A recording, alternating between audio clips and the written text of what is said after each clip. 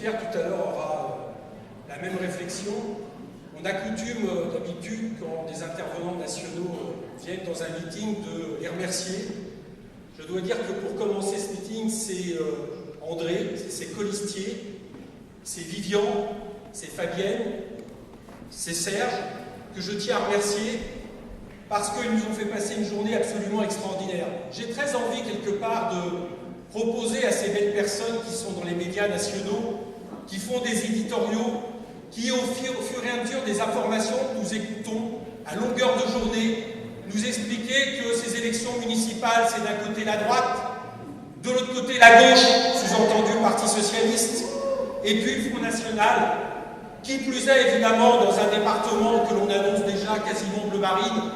Eh bien, je les inviterai bien à venir ici ce soir, à venir écouter plus de 400 personnes, parce que qui réunit plus de 400 personnes à Avignon, qui est capable, comme le Front de gauche, de dire que ces élections ne sont pas jouées, que effectivement, quand le Front de gauche se présente à des élections, ce n'est pas pour jouer les troubles grecs, c'est pour être au deuxième tour, c'est pour diriger les villes. Je crois que c'est ça le message aujourd'hui que nous avons entendu et qu'il faut crier fort parce que manifestement, ils font la sourde oreille. Oui, il y a un message d'espoir qui se lève de la France, de toute la France. Tous les sondages sont en train de le dire. Regardez les sondages de toutes les listes de gauche indépendantes de celles du Parti Socialiste et ici à Avignon. Et je crois que c'est avec raison aujourd'hui. J'ai entendu tout à l'heure ce que disait André. C'est avec raison aujourd'hui de dire que nous ambitionnons plus que jamais d'être au deuxième tour, de rassembler pour diriger des villes comme Avignon. André disait tout à l'heure, parlait de moments historiques. Je ne doute pas que ce moment est historique pour Avignon. Et nous l'aurons tous compris, ce moment est aussi historique pour notre pays. Nous faisons face à une politique d'austérité comme nous avons rarement vu, et elle est à tous les étages.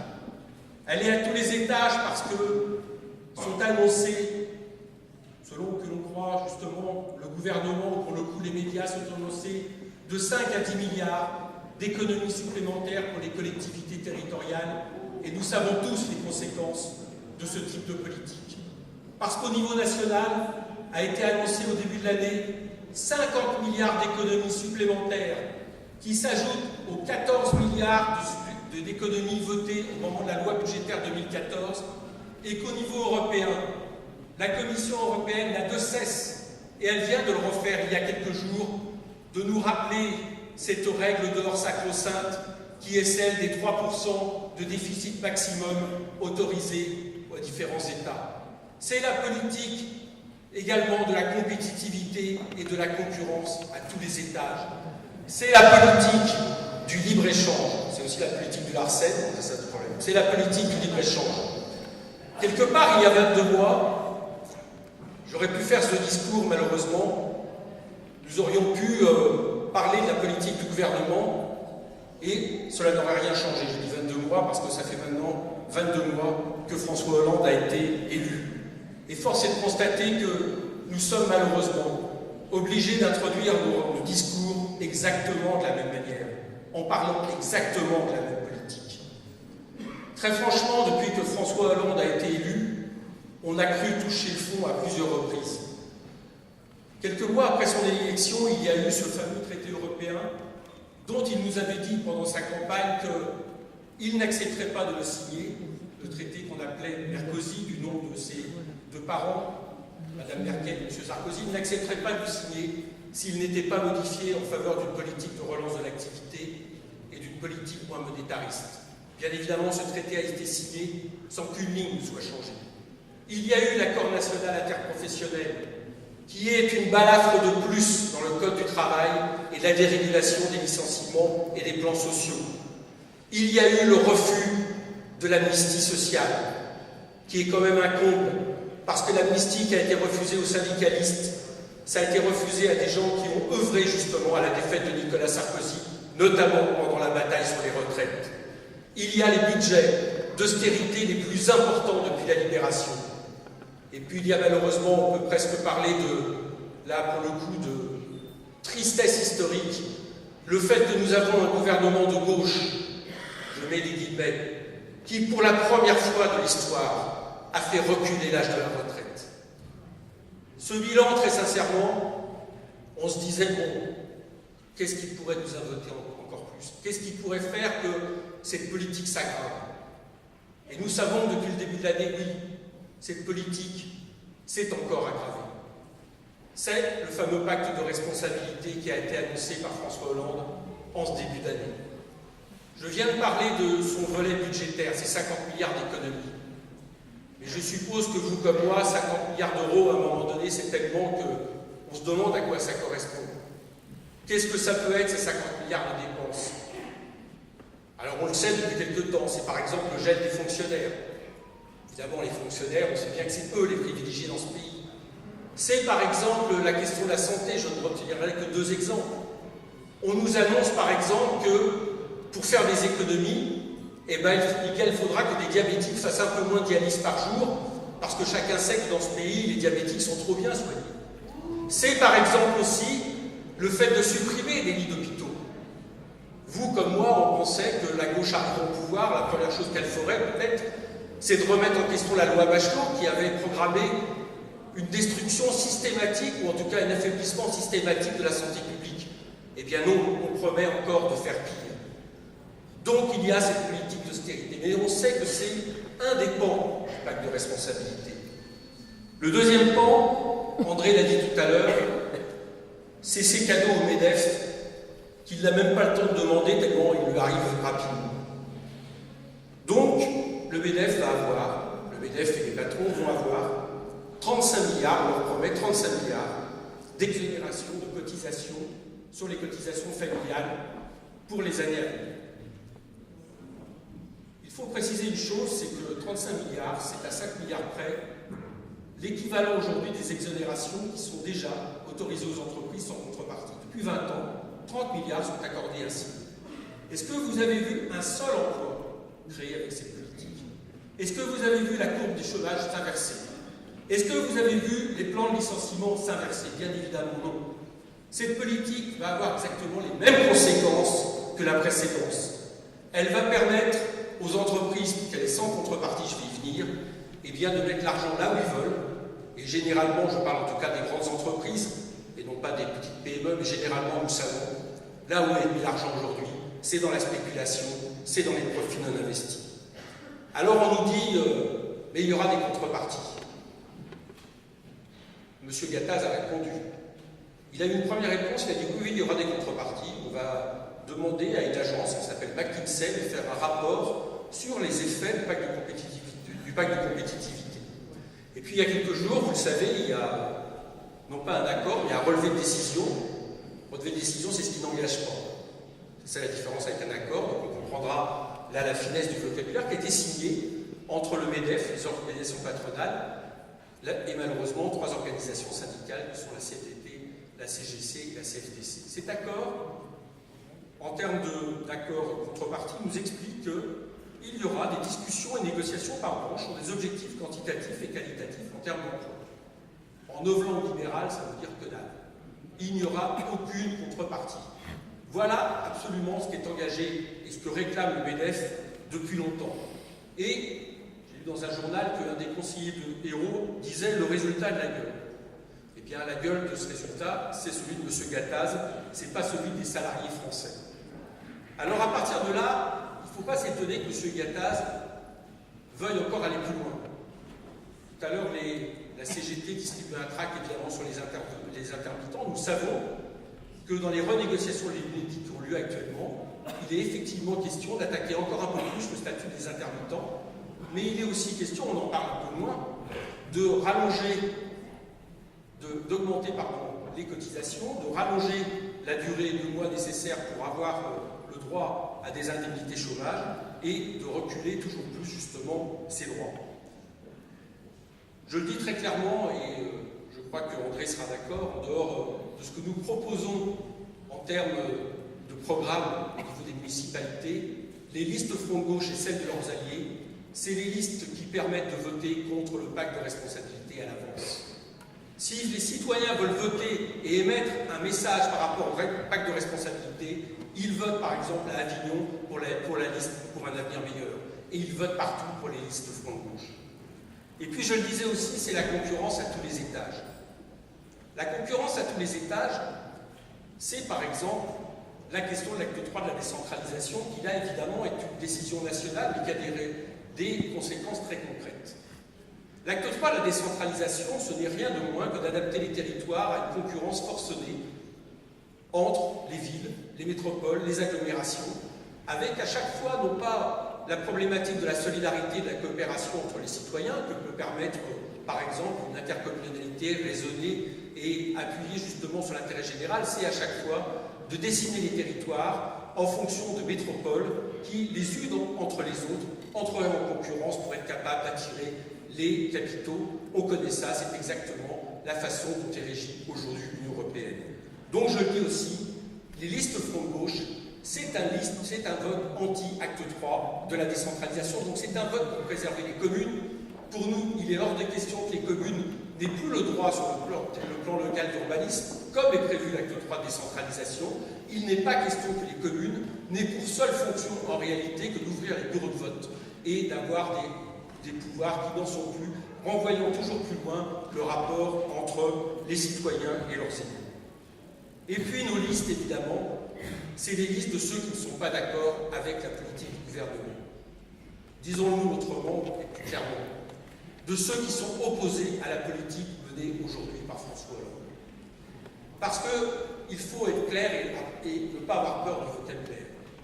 La politique menée aujourd'hui par François Hollande d'un point de vue économique et social est une politique de droite. C'est une politique de droite, et ce n'est même pas moi qui le dis, quelque part c'est lui. Quand il est interviewé à la conférence de presse et quand on lui demande « Mais monsieur François Hollande, quelle est la différence entre vous et le programme de monsieur Nicolas Sarkozy ?» Et que François Hollande répond sur la question des dépenses publiques « Eh bien moi je l'ai fait », on voit donc qu'effectivement il y a la gravité. Vous savez, si on revient aux origines de la gauche, je me permettrai juste une petite assise historique, mais ça permet de voir le moment historique grave que nous connaissons aujourd'hui. La gauche est créée le 28 août 1789, au moment de la constitution de l'Assemblée constituante. Ce jour-là, pour économiser les bulletins de vote, on a demandé à ceux qui étaient contre le maintien du veto du roi de se mettre à gauche de l'Assemblée, et ceux qui étaient pour maintenir le droit de veto pour le roi de se mettre à droite de l'Assemblée. Ce jour-là, donc, ceux qui sont mis à gauche ont choisi la souveraineté du peuple.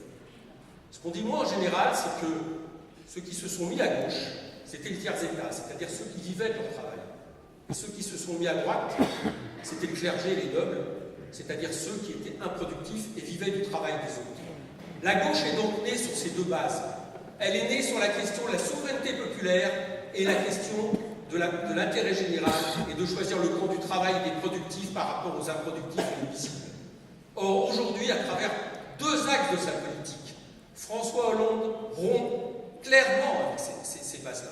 Il rompt sur la question de la souveraineté populaire. Je l'ai dit par exemple tout à l'heure avec l'acte 3 de la décentralisation. Je l'ai dit avec le traité européen qu'il a re-signé alors que son mandat électoral que nous lui avons donné était celui de le renégocier.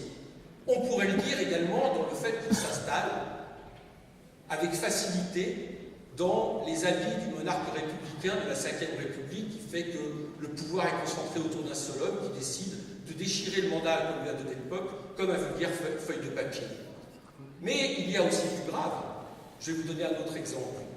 François Hollande, en notre nom, par exemple, décide de négocier le traité transatlantique avec les États-Unis d'Amérique, qui est un véritable traité de libre-échange, de moins-disant social et écologique absolument terrible, qui nous met aux mains des intérêts des États-Unis d'Amérique, qui en finit avec l'idée d'une Union européenne qui serait justement un pôle pouvant proposer un autre modèle de développement au monde.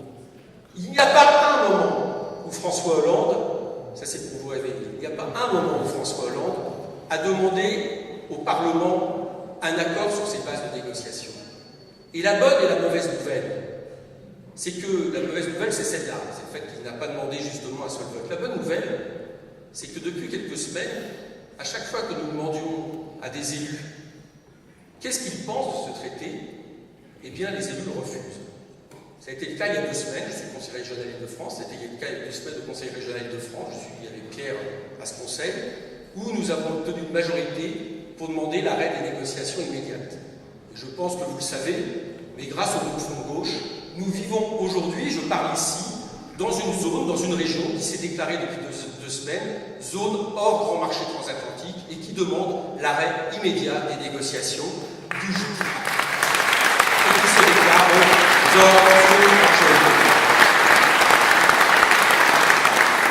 La souveraineté populaire, donc, est le choix du travail. Et là, évidemment, à partir du moment où François Hollande fait le choix de la politique de l'offre, c'est quelque part tourner, mettre à l'envers toutes les valeurs de gauche, je viens d'expliquer. La politique de l'offre, elle a 2 défauts majeurs. D'abord, c'est une politique productiviste. C'est une politique productiviste parce qu'elle ne part pas du besoin de la population. Elle part de ce qu'on veut lui faire ingurgiter comme besoin, c'est-à-dire de ce qu'on nécessite, de ce qu'on estime nécessaire de lui vendre. Et puis la deuxième chose, bien évidemment, c'est que dans la crise que nous connaissons aujourd'hui, où nous savons que ce qui coûte dans ce pays, ce n'est pas le travail, mais le capital.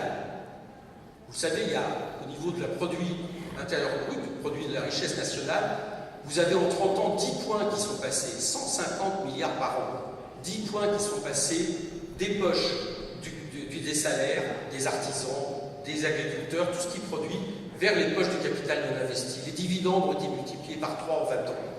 Donc, faire une proposition de la politique de l'offre qui estime qu'il faut avant tout baisser le coût du travail, c'est faire le choix, une fois de plus, du capital. Par rapport à ça, ils nous disent, nous les entendons, mais ne faites pas le jeu de la droite. Attention, vous allez faire le jeu de la droite. Mais la réponse que nous pourrions faire à François Hollande, c'est qui fait le jeu de la droite en ce moment dans ce pays? Qui fait une politique qui, par exemple, a comme particularité, à chaque fois que la droite va dans la rue, de céder, et à l'inverse, quand les syndicats refusent tel ou tel aspect de réforme, de ne jamais céder en rien? Qui fait une politique qui, lorsque des manifestants d'extrême droite et de droite manifestent à Paris, on recule tout d'un coup la loi sur la famille? Qui fait une politique qui, quand il y a des bonnets rouges, avec leur petit patron à la tête, qui réclament la fin d'une taxe carbone, eh bien cède en quelques minutes, alors même que, évidemment, quand des salariés demandent tout simplement une amnistie sociale, il n'est en aucun cas possible de leur céder la moindre miette. On comprend bien une chose, c'est que cette politique, elle faiblit la droite et l'extrême droite. Elle favorise, à partir du moment où vous cédez, le fait d'une radicalisation à droite. Et pire, surtout, je dirais, et nous le vivons tous autour de nous, nous savons tous que dans cette campagne, c'est ça le problème que nous avons. Elle désoriente profondément la population. Les gens nous disent, mais écoutez, comme ils entendent ça du jour au lendemain, ils disent, c'est la gauche. Ah, on était contre Sarkozy, on l'a battu, on a tenté autre chose, c'est la même chose. On n'y croit plus, quoi. Peut-être que le tort principal de François Hollande, c'est celui-là. On a coutume de dire que le peuple français est le peuple le plus politique au monde. Il est en train de désorienter en profondeur la population. Et c'est ça, face à ça que nous avons évidemment à faire face. C'est face aussi à une politique, et je dirais que là aussi ce n'est pas le moindre de ses défauts, qui est une politique inefficace et qui ne peut pas marcher. Vous savez, quand François Hollande a été élu, il a déclaré la guerre à 2 choses. Il a déclaré la guerre à la finance et il a déclaré la guerre au chômage. Eh bien, il y a quelque chose quand même de paradoxal, c'est qu'il déclare la guerre à la finance, la courbe du CAC 40 ne cesse de monter, il déclare la guerre au chômage, la courbe du chômage ne cesse de monter. Voilà la réalité. Voilà le bilan aujourd'hui de la politique de François Hollande. Et ils ont beau essayer de se raccrocher à des statistiques, nous dire « Ah, le Pôle emploi donne trop de chômeurs, donc on va regarder les statistiques de l'INSEE. » Vous savez, c'est ce qu'ils nous ont dit là récemment. Ils ont dit « Ah, les statistiques de l'INSEE montrent une progression de l'emploi, plutôt une diminution du chômage de 0,1%. » Alors c'est intéressant parce qu'il y a un des responsables de l'INSEE qui a parlé, qui a dit « La marge d'erreur est de 0,3%, on va faire tout un plat sur 0,1%, mais à un point de vue statistique, c'est un peu hors sujet. » Oui, c'est hors sujet, parce qu'en réalité, nous le savons, la réalité du chômage en France, c'est plus de 5 millions de personnes, c'est un record historique. Et cette population, cette politique ne peut pas la diminuer, tout simplement parce que tout le monde comprendra qu'à partir du moment où vous faites une politique qui réfrène l'activité, qui réfrène les dépenses publiques, mais les dépenses publiques, c'est aussi la richesse nationale. Quand on embauche des infirmières, c'est non seulement des gens qui soignent, mais des gens qui consomment. Quand on embauche des policiers, c'est non seulement plus de sécurité quand c'est la police de proximité, mais c'est aussi des gens qui consomment, etc., etc. Quand on baisse les salaires toujours plus, quand on laisse passer des plans sociaux au fur et à mesure qui baissent les salaires, bien évidemment, ce n'est pas ainsi que la politique peut se relancer.